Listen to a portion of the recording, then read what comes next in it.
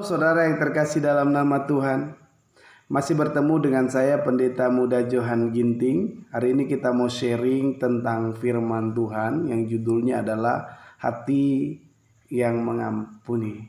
Amin. Sebelum kita lebih lanjut lagi, mari kita baca ayatnya dalam Matius 5 ayat yang ke-23 sampai 24. Sebab itu, jika engkau mempersembahkan persembahanmu di atas mezbah dan engkau teringat akan sesuatu yang ada dalam hati saudaramu terhadap engkau, tinggalkanlah persembahanmu di depan mezbah itu dan pergilah berdamai dahulu dengan saudaramu, lalu kembali untuk mempersembahkan persembahanmu itu.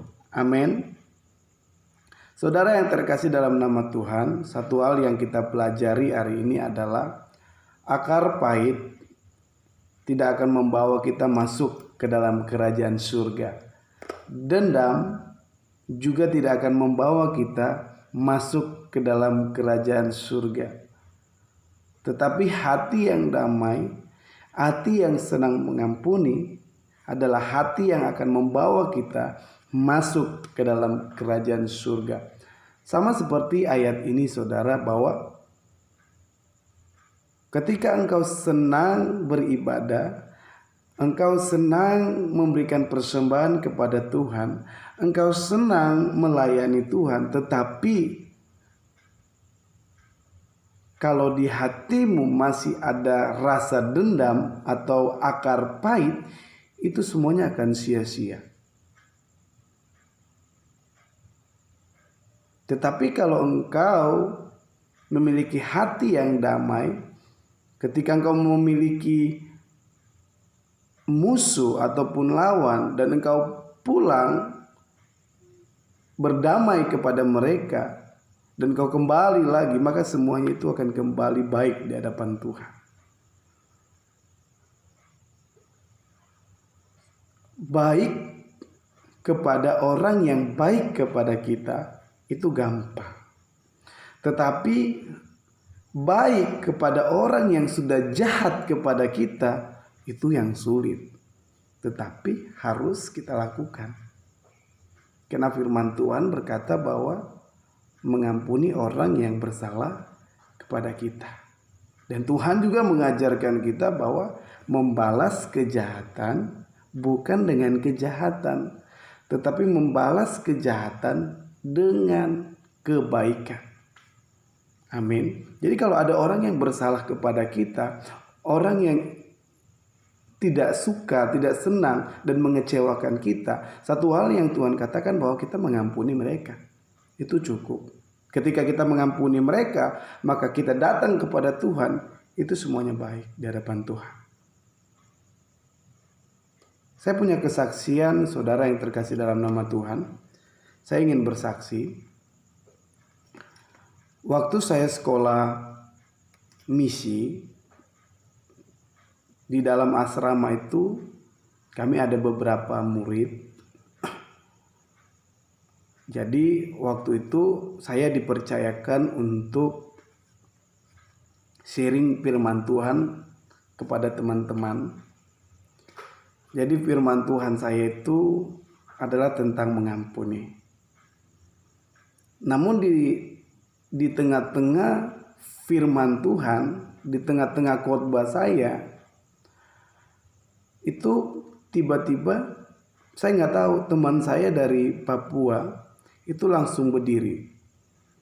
Ketika saya masih firman Tuhan, dia langsung berdiri dan dia langsung tonjok mata saya.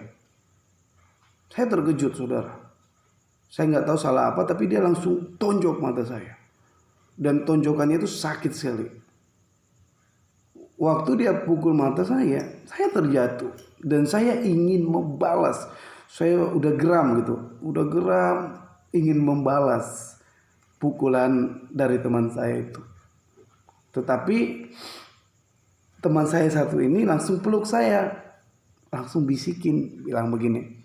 Ingat khotbahmu mengampuni. Wah, saudara tahu, saya langsung pegang dada dan saya mencoba tenang. Dan ketika saya mulai tenang dan saya pingsan di situ. Waktu saya pingsan, saya sadar ternyata mata saya ini biru, dipukul, dan rasanya sakit sekali. Sakit di mata dan sakit di hati. Ya. Tapi ketika itu memang di hati saya pingin sekali melawan, pingin balas gitu. Bukan saya tidak bisa lawan dia, saya bisa lawan dia. Dan saya ingin balas sebenarnya, tetapi karena saya mengingat firman Tuhan yang saya bawakan bahwa saya harus mengampuni orang yang bersalah kepada saya bisa menahan diri dan ingin mengampuni dia. Dan saya belajar mengampuni dia. Dan singkat cerita, itu kami kembali normal ya. Dengan teman-teman lain kembali normal, kita doa pagi, kita doa malam. Tetapi dalam beberapa hari, teman yang menonjok saya ini tidak keluar dari tenda. Tidak keluar dari tendanya atau dari kamarnya. Doa pagi gak ikut, doa malam gak ikut. Terakhirnya saya rasa kasihan ya. Saya rasa kasihan, terus saya coba masuk ke dalam kamarnya. Saya masuk ke dalam kamarnya dan dia memperbolehkan saya masuk ke dalam kamarnya. Dan saya bilang begini sama dia, namanya Israel, Kak, kenapa gak mau ikut doa pagi? Kenapa gak mau ikut doa malam? Dia diam. Terus saya bilang begini, Kak, udah gak usah diingat masalah yang kemarin. Aku mengampuni kakak kok. Aku mengasihi kakak kok, gak apa-apa. Kakak pukul tuh udah gak ingat-ingat aku sayang sama kakak. Kamu tuh udah kayak keluarga aku. Jadi ayolah kita ibadah sama-sama. Dan ketika itu tiba-tiba dia langsung menangis. Dia menangis. Wah, maafkan saya Adi. Maafkan saya Adi. Maafkan saya Adi. Dia langsung peluk saya. Dia langsung peluk saya erat-erat. Dan dia bilang, maafkan aku adik, maafkan aku adik, maafkan. Dan dia terus mengatakan, ampuni aku adik, ampun. Dan saya bilang bahwa aku sudah ngampunin kakak. Aku sudah maafin kakak. Yang penting kakak mau kembali beribadah, bersahabat, dan bersaudara dengan kami. Dia terus menangis dan sampai dia mengeluarkan darah dari mulutnya, saudara. Ketika saya mengampuni dia dan dia mulai merasa bersalah, damai itu ada, saudara. Coba saya berpikir kalau dia pukul saya, terus saya pukul dia, atau saya laporkan ke kantor polisi karena saya tidak senang kepada dia, maka tidak akan ada damai di situ. Sia-sia saya melayani Tuhan. Tapi saya mencoba untuk mengampuni dan berdamai kepadanya. Dan puji Tuhan, ketika saya mengampuni, kami berdamai, ada pemulihan yang terjadi dalam hidupnya. Baru saya tahu bahwa kejahatan akan kalah ketika kita membalasnya dengan kebaikan. Kami berdamai dan dia mengalami pemulihan dan kami kembali normal.